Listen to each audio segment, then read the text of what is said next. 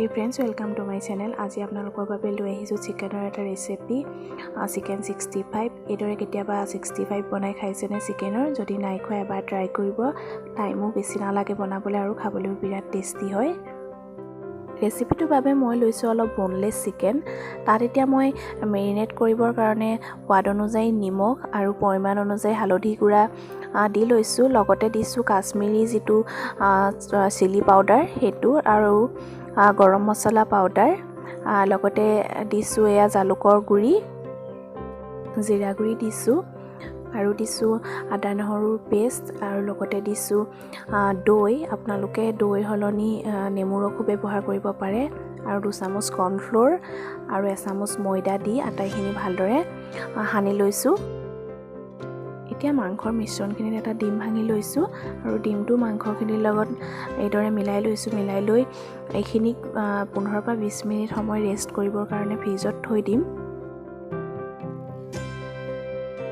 এতিয়া কেৰাহীত তেল গৰম কৰি লৈ মেৰিনেট কৰি ৰখা মাংসখিনি এপিচকে দি লৈ ফ্ৰাই কৰি লম আৰু ফ্লেমটো এতিয়া মই অলপ লোত ৰাখিছো আৰু এটা সাইড 3 মিনিট মানকে ৰাখি ফ্ৰাই কৰি লম দুইটা সাইড 3 মিনিট মানকে ফ্ৰাই কৰি লোৱাৰ পাছত মই ফ্লেমটো হাই কৰি দিছো যাতে মাংসৰ ক্ৰিস্পিনেছটো আহে আৰু এতিয়া অলপ লৰাই দৰে ভাজি লৈ মাংসখিনি কাঢ়ি থৈ দিম বাকি থকা মাংসখিনিও এইদৰে ফ্ৰাই কৰি লৈ এখন প্লেটত কাঢ়ি ৰাখিলো এতিয়া হে একেখন কেৰাহীতে মই তেল অলপ কমাই ললো 2 চামুচ মানৰ জোখৰ তেল দি তাত এতিয়া কাটি লোৱা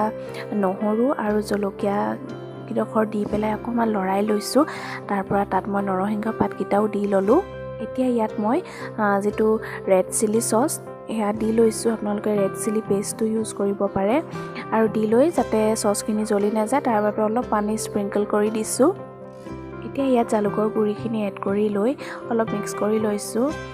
তাৰ পৰা তাত মাংসৰ পিচবিলাক দি ললো আৰু এতিয়া মাংসখিনি ভালদৰে অলপ লৰাই লৈ সসখিনি যাতে মাংসত ভালকৈ লাগি ধৰে তাৰ বাবে ইলুটি কৰি লৈছো বেছি টাইম ভাজি থাকিব নালাগে আমাৰ চিকেন 65